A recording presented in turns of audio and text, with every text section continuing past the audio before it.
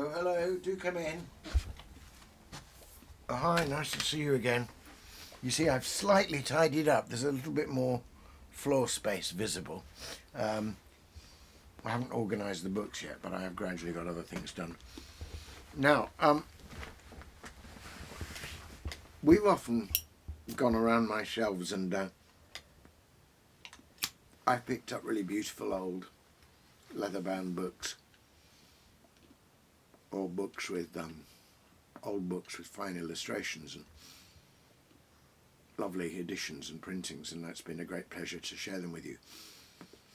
But you know, one might get the impression from that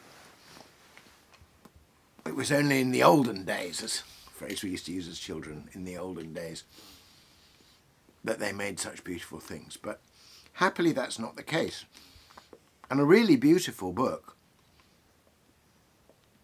hand printed and all the rest, doesn't have to be a big old leather-bound volume. It can be almost like a little pamphlet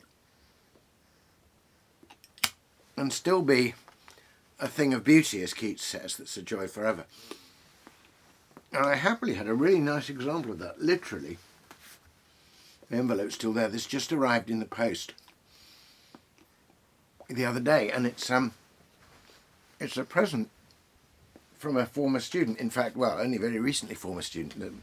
My last PhD student, a chap called James Pinson, who was doing a wonderful thing on really on Wendell Berry and C.S. Lewis, a comparison, but with Coleridge lying behind them. Anyway, he sent me this because he knows I love these kinds of things. And it's just, I'll show you, isn't this superb? You can't quite see, but that's this colour image of the owl on the tree Whispers, at Charles Van Sandwyk, who's a very fine illustrator. He's done some stuff for the Folio Society. That's pasted on, you can see, but it's been pasted on my hand. And the way the gold of these wonderful tree creatures around on the brown has been done is, I know it's been printed, but it's been so beautifully printed that you feel as though he's only just finished painting this onto the paper as lovely, lovely textured brown card. And it's simply bound, but it's illustrated profusely. It's a little poem about trees. It's so short I can read it to you. Here's this wonderful, mischievous tree person. I have to say, the kind and quality of these trees, here we are. There's another one with the trees with faces and personalities and long fingers. It reminds me, and then the little, some in gold and some, the little, the way the trees are done there. Clearly there's a kind of tribute to and a kind of gathering from Arthur Rackham. I can't fall to hand the beautiful old Arthur Rackham ring cycle book that we have, that's a family heirloom. But I did just find, just looking through, this is the Arthur Rackham Arthuriad, and just as an example of Rackham's feel for trees and the suggestion, look, there's a bit of a suggestion of a face there, and the living sense of the roots. Here's how Sir Lancelot slew the knights of Paris de Forest Sauvage that did distress ladies, damosels and gentlewomen. And there he is in his deeds of daring do. You can see that Charles Van Sandwyk has learnt from the great master. Anyway, let me explore this book with you. So you open it up. There's this lovely textured paper in these purples and browns. It's called Tree Whispers. And sometimes he's put in a page of a different size, which is lovely. And again, it has this feeling of something very handmade. I love this. Mountains in the distance and the little hill surrounded by trees. There's actually near Sanders Wood, where I walk every day, you can go out across a field and then there's a little hillock with trees, rather like that. And it's all written out, rather as Blake wrote out. So I had a dream in dark of night, before the hills were kissed with light. The wind it called, the trees they spoke, to stir my soul before I woke. And then here's another little surprise.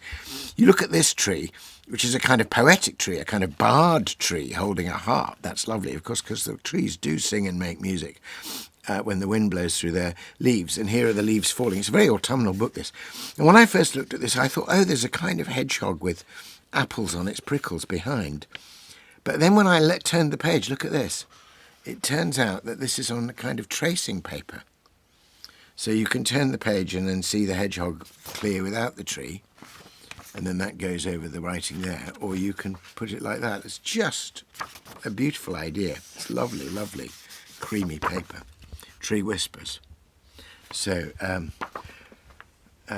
mystery in the wooded hill, branches smooth, the stars are still, and so begins the rites of old. Leaf by leaf the tales unfold, carpeting the scripted floor, the woods are filled with ancient lore.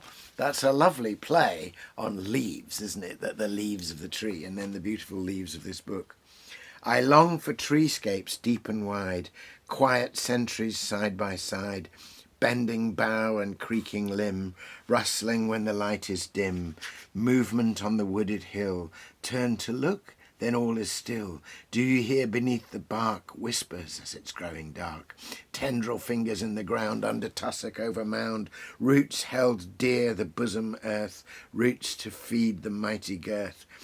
It's not the might which awe inspires, nor the scars of distant fires. Nay, trees take root by God's good grace, that they may hold the world in place. That's a wonderful thing in itself, of course, and there's just a gentle talk, a suggestion there, although it's written in an old metre. You know, it's a poem which makes us think about how completely we depend on trees, and how, you know, particularly in dealing with greenhouse gases and so on, we need the trees more than ever. And then there's a lovely little twig with kind of personality here. And again, here is another of these pages where you have this tree holding a cobweb. You often see a cobweb caught in a tree, but now the tree has come alive as a person with a wonderful treeish, half owlish face, holding, and you think, oh, what's coming through? Look, there's a little mouse or hedge-like creature sort of sledging on a leaf. And again, you lift it up, and it turns out to be one of these tracing paper pages, and you see the other figure there.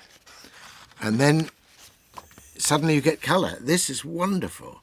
This sort of leaf-like creature, which of course is then perhaps the poet. And I love the idea of it, keeping the book and dipping the pen, and the sort of owl beside.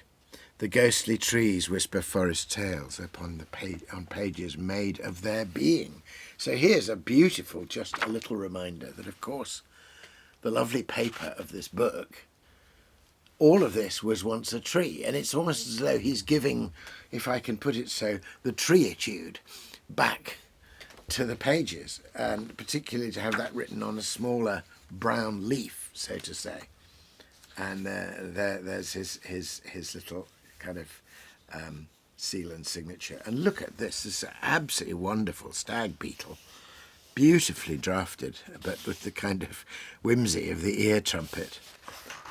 And then you get more. There's an owl and it looks like a pelican, and then one of the lines of the poem, the trees who keep the world in place. And this is this man,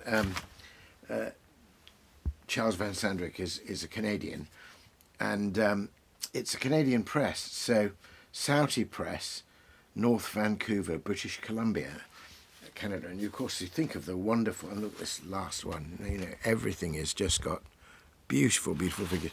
So you think of northern British Columbia and the wonderful woods, but of course there have been fires there, and there have been floods there just recently. So this book is a great celebration, both of poetry and art, and the art of the bookmaker themselves, but also a celebration of trees, and a celebration of trees in a place under threat. So it seems to me to be an extraordinarily poignant thing, and it's going to be a really lovely addition to my collection of small poetry pamphlets. But I think you can have as much pleasure, if not more, in a little thing like this than in a big book with lots of art that you might never get through at one sitting.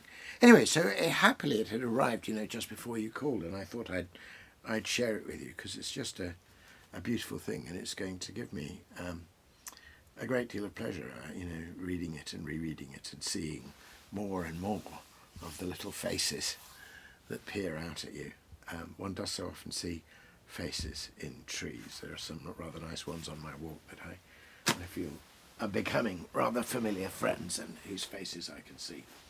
So I just thought it would be fun to share that with you, and delight in the fact that these beautiful things, in spite of the way we've all been driven to flat screens and instant images and, you know, the technology that smooths the way of communication but also somehow flattens and trivialises it, that here are these beautiful things still being made in this modern world. It's a wonderful thing. Anyway, thanks for dropping by.